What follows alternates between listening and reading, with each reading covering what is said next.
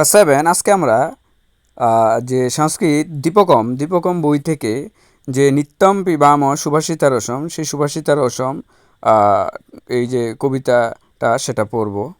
কেন আমরা সেই রস, এগুলাকে রসের সঙ্গে কেন তুলনা করা হয়েছে? কারণ সেগুলো পবিত্র বাণী, পবিত্র বচন। সেগুলো শুনে যাতে আমরা আমাদের জ্ঞানকে আমাদের বৃদ্ধি করতে পারি।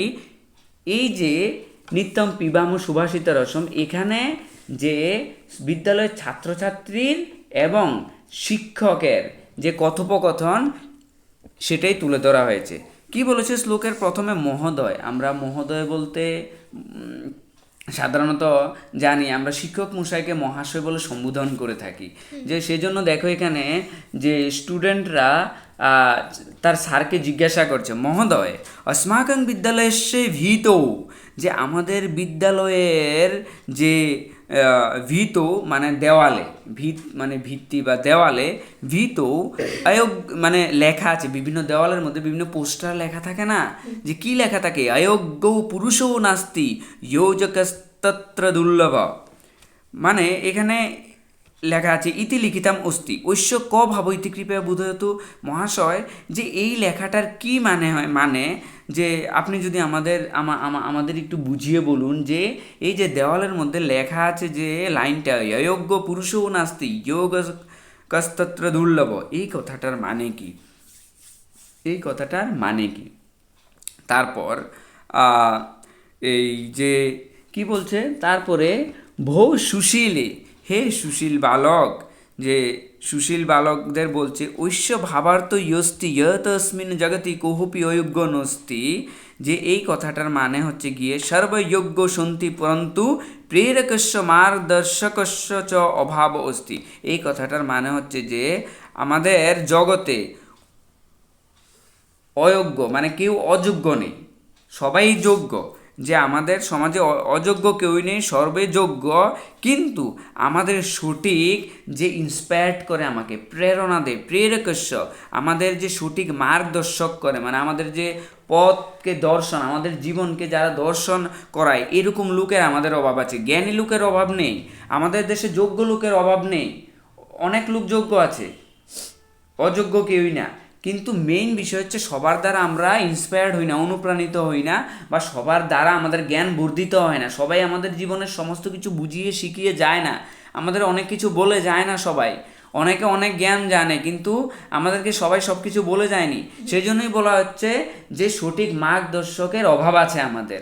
খুব ভালো করে বোঝার চেষ্টা করো বিষয়টা, কতটা সুন্দর শিক্ষক বুঝিয়ে বলছে। তারপরে আর কি বলেছে, মান্যবর অহম ইয়োপি বিদ্যালয়স্য পরিবেশে এতাদৃশং শ্লোকং পঠিতবতী, যে যে আমরা কি, যে আমাদের যে বিদ্যালয়ের যে ভিতে যে এই শ্লোকগুলা পড়লে, যে লেখা আছে সেই শ্লোকগুলা পড়লে আমরা জানতে পারবো। রমে এতানি সুভাষিতানি শুনতি, যে এই যে এগুলাকে কি বলা হয়? সুভাষিতানি अस्माकं চিন্তন বিকাশায় এব এতানি সুভাষিতানি বিদ্যালয়স্য পরিষদে স্থাপিতানি। মানে আমাদের যে চিন্তার, আমাদের যে মানসিক শক্তি, মোরাল এডুকেশনের যাতে আমাদের বিকাশ হতে পারে, এই যে সুভাষিতানি বিদ্যালয়ের যে পরিসরে লেখা আছে। কি লেখা আছে? মহোদয় সুভাষিতানি ইত্যানেনা ক অভিপ্রায়। যে স্টুডেন্টরা জিজ্ঞাসা করছে যে এগুলার কি অভিপ্রায়, তাহলে এটার মানে কি, যে কেনই বা এটা লেখা হয়েছে, যে এই যে সুভাষিতানি আমরা এখানে দেখতে পাচ্ছি, এটার কি মানে? বৎস, আবার শিক্ষক বলছে, মানবানাং বিবিধ মূল্যানাং বিকাশায়, মানবের জীবনের বিভিন্ন দিকের বিকাশের জন্য শ্রেষ্ঠজন মানে শ্রেষ্ঠ ব্যক্তিরা উক্তানি সুকোচনানি এব সুভাষিতানি, মানে এই সমস্ত যে যে সুভাষিত, এই যে সুবচনগুলা শ্লোকের মাধ্যমে আমরা এখানে তুলে ধরছি, যেগুলো আমাদের জীবনকে কি করবে? বিকশিত করবে। শ্রীমান সুভাষিতানাং পঠনেন ক লাভ, মানে এই সুভাষিতানি পঠে আমাদের কি লাভ হবে? প্রিয় সুরেশ, সুরেশ নামে একজন স্টুডেন্টকে বলছে, সুরেশ সুভাষিতানি পঠনেন অস্মাকং নৈতিক সামাজিক, আমাদের যে নৈতিক মানে কি মোরাল এডুকেশন, সামাজিক মানে কি সোশ্যাল এডুকেশন, আমাদের সমাজ নিয়ে বাঁচতে হবে না, সামাজিক চ বিকাশ ভবতি अस्माभि কিং কর্তব্য কিঞ্চিন কর্তব্যমিতি, আমাদের কি কর্তব্য বা কি অকর্তব্য সুভাষিতানি বোধয়ন্তি, এই সুভাষিতানি পাঠের মাধ্যমে আমাদের এই বুধ জ্ঞান হবে। অহো বয়ম অপি সুভাষিতানি পঠিতম ইচ্ছাম কৃপয়া আসমান পাঠয়তু, তাহলে আমাদের আপনি এই যে সুভাষিতানিটা কি পাঠ করান। সমীচীনম তহির বয়ং সুভাষিতানি রসং পিবাম, তাহলে আমরা কি করব, এবার যে সুভাষিতানির যে রস, হ্যাঁ আনন্দ, যেই শ্লোকের আকারে আমরা সেটা এখানে চলো আলোচনা করব। প্রথম শ্লোক এখানে কি সুন্দর, এগুলা কিন্তু বিভিন্ন শ্লোক দেওয়া আছে। আমরা জানি আমাদের যে গ্রেট চাণক্যের অনেক নীতি, অনেক বচন, অনেক শ্লোক যে আমরা বিভিন্ন সময় পড়ব বা এখানেও উল্লেখ থাকবে। নট অনলি চাণক্য, আমাদের যে আদার অনেক যে জ্ঞানী বিদ্বান ব্যক্তি আছে, তারা এই শ্লোকের মাধ্যমে আমাদের জীবনে যে আমাদের যে মূল বিষয়, আমাদের যে কিভাবে চলতে হবে, কাদের সঙ্গে চলতে হবে, কারা আমাদের বন্ধু, কারা আমাদের শত্রু, তাদেরকে আমরা চিনতে পারবো। এখানে প্রথম যে শ্লোক, যে প্রথম শ্লোকে কি বলেছে যে বস্ত্রেণ বস্ত্রেণ বপুষা বাচা বিদ্যয়া বিনয়েন চ বকারৈ পঞ্চ ভীর্যুক্ত নরো ভবতি পূজিত।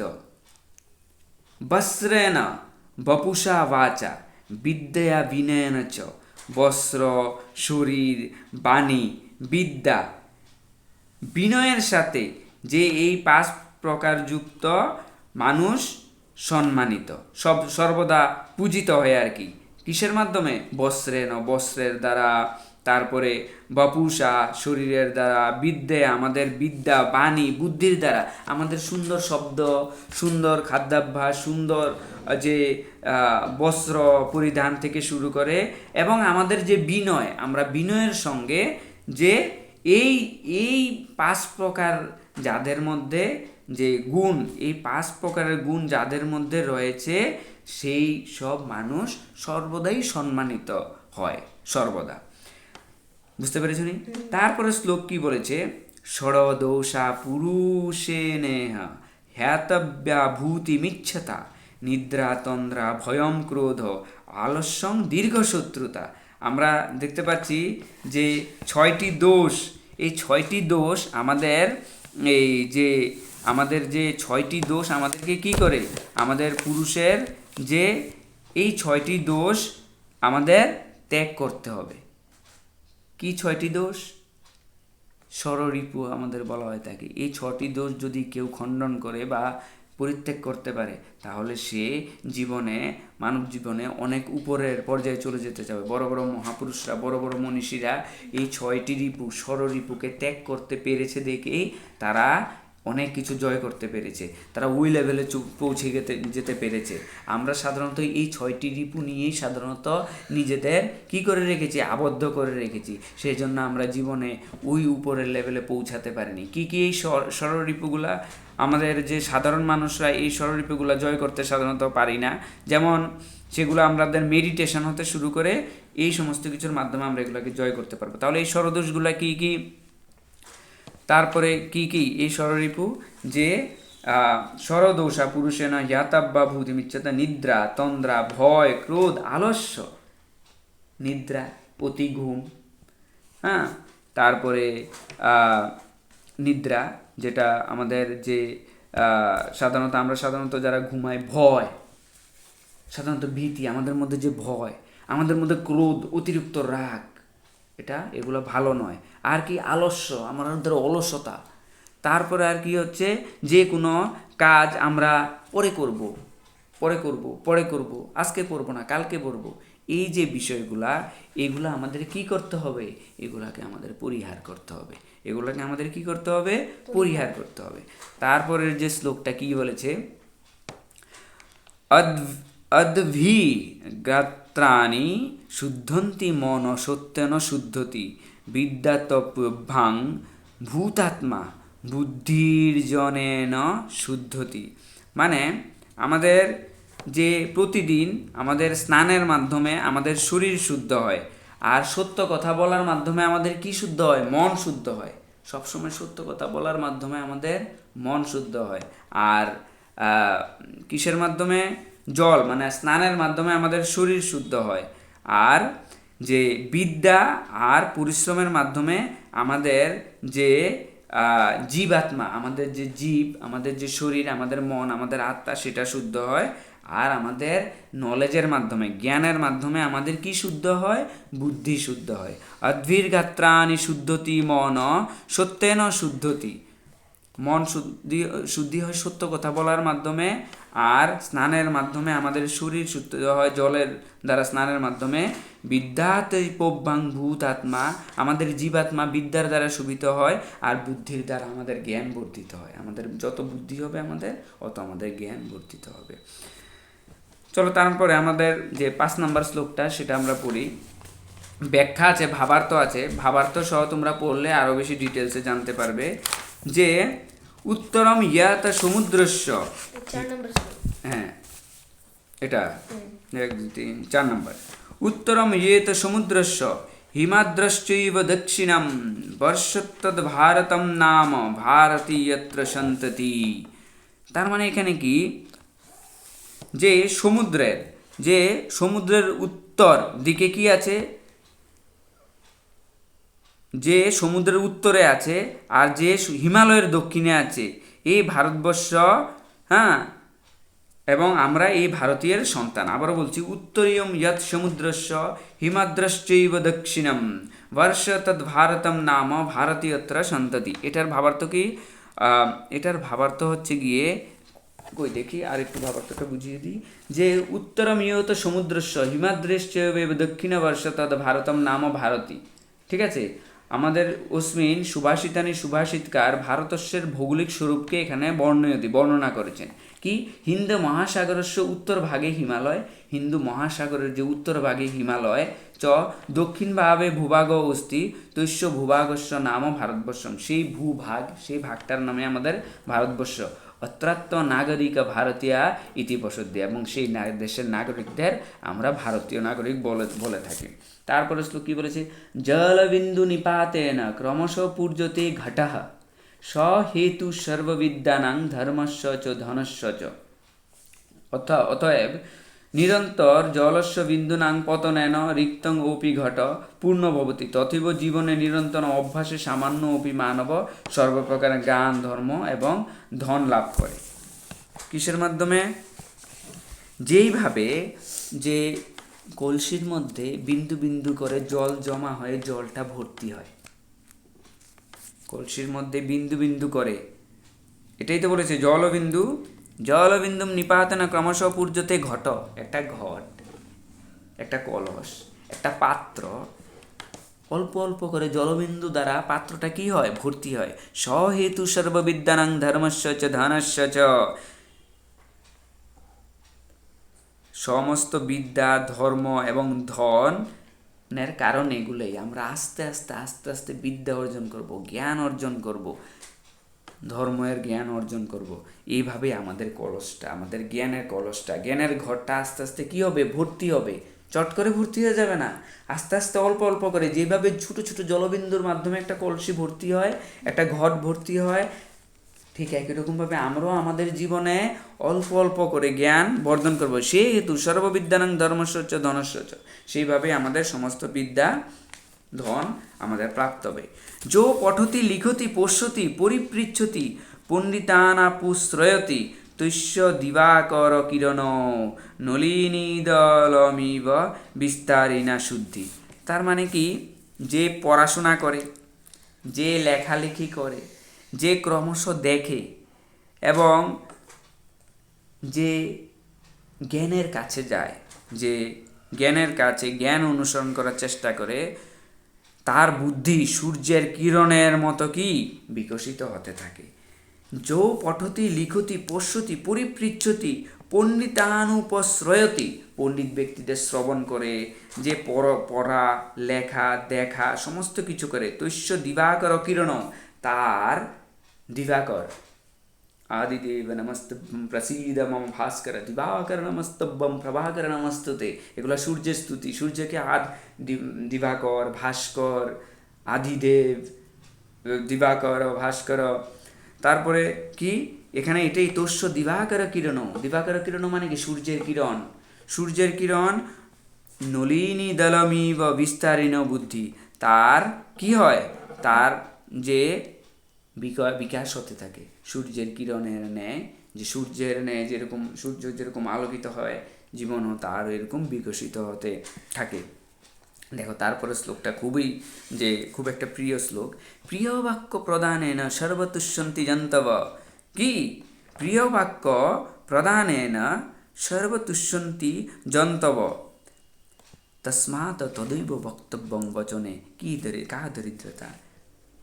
প্রিয় বাক্যের মাধ্যমে যে সব মানুষের, সব জীবের মন জয় করা যায়নি প্রিয় বাক্যের মাধ্যমে, সুন্দর কথার মাধ্যমে সবার মন জয় করা যায় না সুন্দর শব্দ চয়নের মাধ্যমে। সেজন্যই তো সুভাষিতানি বলা হয়েছে। প্রিয় বাক্য প্রদানের মাধ্যমে বা মধুর বাক্য প্রদানের মাধ্যমে সবার মন কি হয়, তুষ্ট হয় না? সুন্দর কথা, প্রিয় বাক্য মানে প্রিয় সেন্টেন্স, মধুর সেন্টেন্স মাধ্যমে সব তিষ্যন্তি জন্তব, সমস্ত জন্তু, সমস্ত মানব তুষ্ট হয়।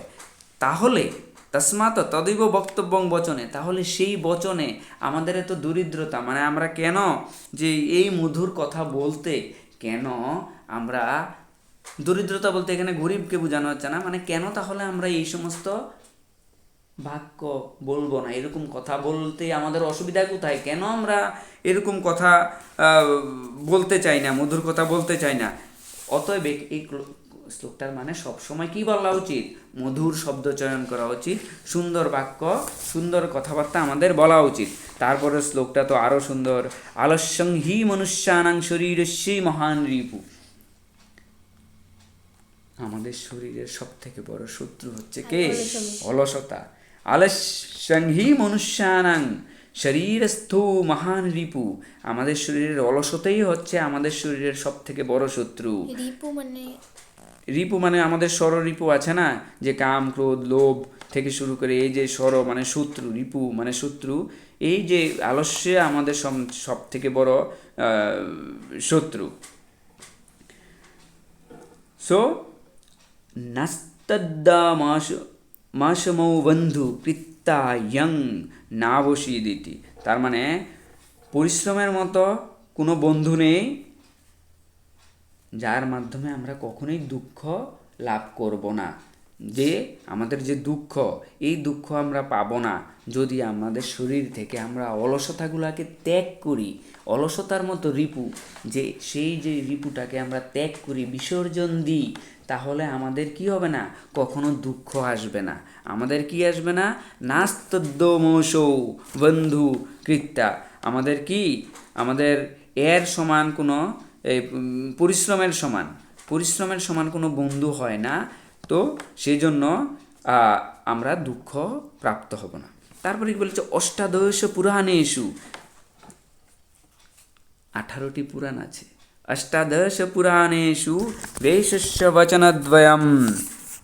তার মানে কি 18 যে পুরাণ, যে 18 পুরাণের যে ব্যাসের যে কথাবার্তা, পরোপকার পুণ্যং পাপায় পরপীড়নম। তার মানে কি আমাদের 18 পুরাণটা কী আমি তোমাদের বলে দিচ্ছি। আমাদের যে 18 পুরাণ আছে, সেই 18 পুরাণ সম্পর্কে তোমাদের বলে দিচ্ছি। আমাদের কি 18টা পুরাণ আছে। যে 18টা পুরাণ আমাদের যে অষ্টাদশ পুরাণ এখানে যে বলা হচ্ছে, সেই অষ্টাদশ পুরাণগুলি আমি তোমাদের বলে দিচ্ছি। দেখি আমার কাছে অষ্টাদশ পুরাণ থাকবে। এই যে অষ্টাদশ পুরাণ, যে এই 18টা পুরাণের মাধ্যমে আমরা কি করতে পারবো আমি তোমাদের বলে দিচ্ছি। অষ্টাদশ পুরাণ, এই যে অষ্টাদশ পুরাণের মাধ্যমে আমরা এই জানতে পারবো আমাদের কি কি পুরাণ আছে। যেমন ব্রহ্মপুরাণ, যেমন পদ্মপুরাণ, যেমন শিব পুরাণ থেকে শুরু করে এরকম অষ্টাদশ পুরাণ আছে। বিভিন্ন বেদব্যাস থেকে শুরু করে বিভিন্ন যে মুনি ঋষিরা এই পুরাণগুলিকে রচনা করে গেছে। এই যে এই যে অষ্টাদশী পুরাণ বলে, ব্রহ্মপুরাণ, ব্রহ্মবর্ত পুরাণ, শিব পুরাণ, পদ্মপুরাণ, তারপর ভাগবত পুরাণ, এই সমস্ত শিব পুরাণ, এই সমস্ত ব্রহ্মপুরাণ, এই সমস্ত পুরাণগুলা লিখে গেছে কি মহর্ষিরা। সো সেটাই বলেছে, অষ্টাদশ পুরাণেষু বেশস্য বচনদ্বয়ম পরোপকার পুণ্যায়া পাপায়া পরপীড়নম। যে সবসময় আমাদের কি করা উচিত? পরোপকার করা উচিত। আমাদের কি করা উচিত? মানুষের উপকার করা উচিত। কিসের জন্য? পুণ্যি লাভের জন্য। যে যে যে যারা কি করে অন্যদের কষ্ট দেয়, যে অন্যদের কষ্ট দেয়, সেই অন্যদের কষ্ট দেওয়াটা কি? পাপ। অন্যদের কষ্ট দেওয়াটা কি? পাপ। আর আমরা কেন পরোপকার করব? পরের উপকারকে কেন করব? নিজেদের পুণ্যি লাভের জন্য, নিজেদের ভালোর জন্য আমরা পরোপকার করব। তো সেজন্য এখানে বলা হয়েছে যে যে মহর্ষি বেদব্যাস এই যে 18টা পুরাণের সার সার এই 18টা পুরাণের সার কি বলেছে মহর্ষি বেদব্যাস? যে পরোপকার করবে কিসের জন্য? পুণ্যি লাভের জন্য। আর কখনোই মানুষের যে কষ্ট দেবে না। মানুষের কষ্ট দিলে আমরা কি লাভ করব? পাপ। তাহলে এই অষ্টাদশ পুরাণের মানে সংক্ষিপ্তভাবে এটাই বলা হয়েছে।